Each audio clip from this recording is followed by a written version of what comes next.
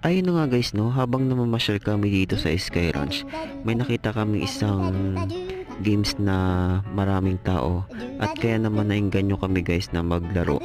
At yun na nga guys, no, hindi natin inaasahan sa ating paglalaro ay may nakuha tayong isang stop toy.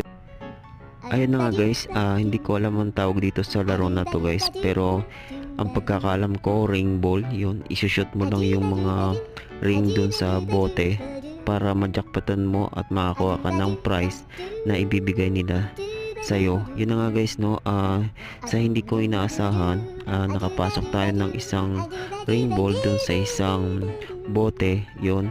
At yan na nga guys, palapit si ate. Ayun na, ayun na, ayun na, ayun na, ayun na, let's go! Let's go! Let's go!